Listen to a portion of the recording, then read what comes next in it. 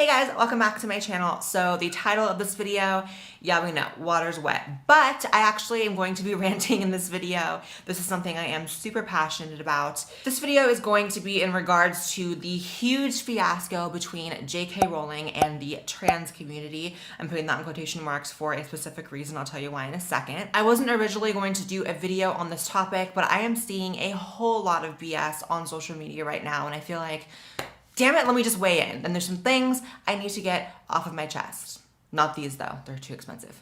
Now this huge fiasco that is officially labeled JK Rowling as transphobic stemmed from these 3 tweets by Rowling. And I'm just gonna go ahead and state my opinion before I even read these tweets. I, as a trans woman, did not find these offensive or transphobic at all, literally at all. Now, if you're of the opinion that JK Rowling is transphobic or these tweets are transphobic, I asked you just for a second to really analyze them with me because I, as a trans woman, cannot find the transphobia. So these tweets read as, if sex isn't real, there's no same-sex attraction. If sex isn't real, the lived reality of women globally is erased. I know and love trans people, but erasing the concept of sex removes the ability of many to meaningfully discuss their lives. It isn't hate to speak the truth. So far, I'm not seeing any transphobia. This is all true. Biological sex is real. I know that there are certain segments of the population that do not believe that biological sex is real. I know that there is a very harsh stereotype on the trans community that we are science deniers and that we don't believe in biological sex. I am biologically male. Cue the title. That's just a fact. I am a trans woman. If you are a trans man, you are biologically female. That's kind of the whole point. You know what I'm saying? Like, if there was no starting point, which was being biologically male, why would I ever need to transition? Anyways, the idea that women like me, who've been empathetic to trans people for decades, feeling kinship because they're vulnerable in the same way as women, i.e. to male violence, hate trans people because they think sex is real and have lived consequences is nonsense. And I completely agree. What she's basically communicating here is that, like, yes, there are definitely similarities between the struggle of trans women and women in general, I suppose. There's definitely parallels, but it's not wrong to make distinctions where there may be differences. I, as a trans woman, have no idea what it's like to grow up and, you know, have your period or to be socialized as a girl, as a child. That's just not part of my experience, and I can't pretend that it was. The world did not start recognizing me as a woman until I was 20 years old when I transitioned. So that's 20 years of experiences that I cannot relate to because I did not grow up a girl. Why exactly is it transphobic to say that? She continues to say, I respect every trans person's right to live any way that feels authentic and comfortable to them. I'd march with you if you were discriminated against on the basis of being trans. At the same time, my life has been shaped by being female. I do not believe it's hateful to say so. 100%. So what I'm confused about, and here's the biggest thing, you guys, go look for yourself. In the thread and all the replies to JK Rowling, it is almost exclusively trans people agreeing with her and non-trans people wanting to play Captain Save-A-Ho, White Knight, and be offended on our behalf. Because despite the stereotype of trans people being science deniers, I don't know any trans women or men who deny that biological sex is a thing, that they are biologically a sex that is different from the way they present and are represented to the world. That's the whole point.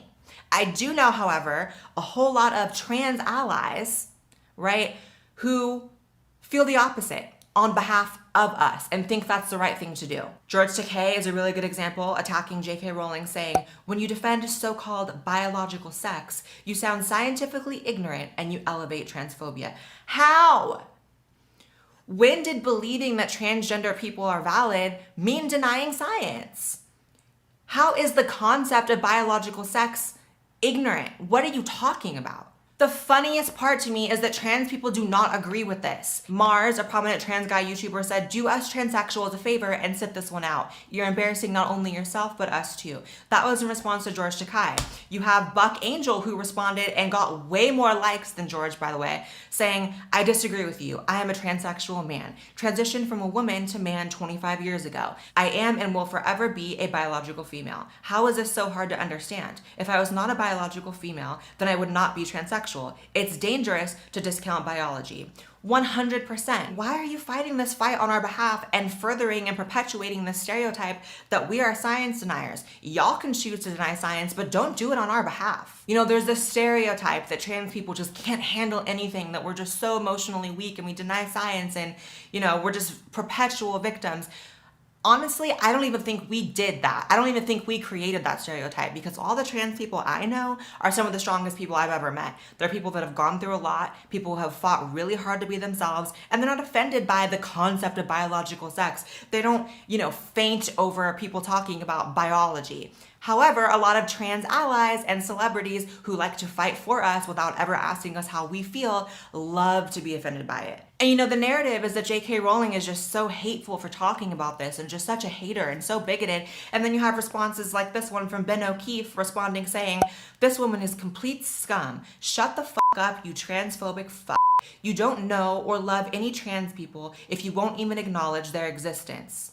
Thank you for ruining the books of my childhood. Just stop talking. We know you're a TERF. You don't need to keep doing this." When did she deny trans people's existence because she has a different opinion about the existence of trans people? An opinion that trans people, for the most part, hold. You're the odd man out, Ben O'Keefe. Shut the f*** up yourself. I just don't know how people can convince themselves that they are the good guys, that they're on the righteous side, that they're the ones really, like, that are positive, when they're responding saying, "Shut the f*** up, you transphobic cunt." Honestly, I feel like more and more of the world is like, even more so than divided into left and right, conservative and liberal, the world is definitely right now divided into people who can have a meaningful, nuanced conversation about sensitive issues and people who can't. That's it.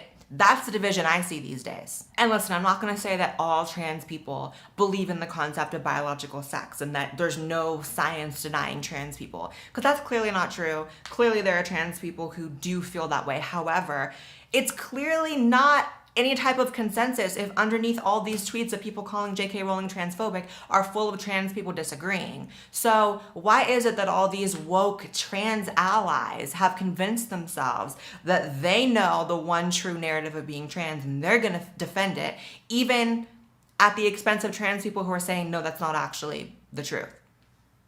Y'all are clowns. Period. And then you have this tweet, which I found from one of JK Rowling's friends who is trans, saying, "I have to say this, JK Rowling is one of the most supportive people I've ever met with regards to individual choices to be whoever they want to be. The fact that she seems to continuously be on the chopping block as anti-trans is absolute nonsense. Give her a break." So does this trans person who is a friend of JK Rowling, does this person's voice matter, or does George Takei and all the woke allies matter?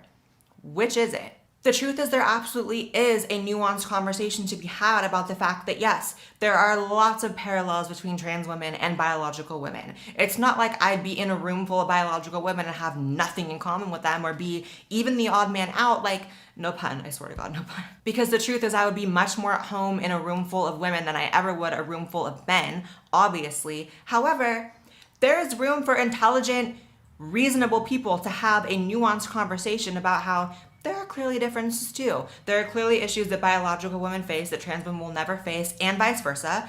And if we can't have that conversation like rational, mature adults without throwing out words like transphobia, you're a hater, you're a what is wrong with you guys? And this just jump to label anyone who has any nuanced opinion about transgenderism as transphobic creates way more backlash towards trans people than I think people realize. The conversation gets very muddied because people who are on the outside looking in at this whole fiasco happening, they really do think trans people are turning on JK Rowling and don't like JK Rowling anymore because they think JK Rowling is transphobic. But I want you guys, the next time you hear someone talking about how transphobic someone is, please pay attention to who is saying it. I promise you, I promise, 90% of the time, it's not even a trans person saying it. Because like I said, trans people go through hell to be who they are. Trans people have faced adversity. I've gone through a lot. I don't know why this narrative is that I have never experienced transphobia, because I don't know. I don't know why. Why do people say that I don't experience transphobia or I can't relate to that? I have half my family who's disowned me for being trans. I think I know what transphobia looks like. And try as I might, and as many people are in my ear trying to tell me that JK Rowling was transphobic in these tweets, I'm not seeing it as a trans woman. And that's my genuine opinion. Whew. That was heated. Subscribe to this channel if you have not. I know you're gonna watch 4 or 5 more videos. I know you've already watched 4 or 5 videos. So just subscribe. I don't have any friends personally, so I really need subscribers. Make sure you guys follow me on Twitter and Instagram because I post on there way more than I do on YouTube, and you gotta follow those to keep up with me. And until next time, I'll see you guys in the next video. Bye guys.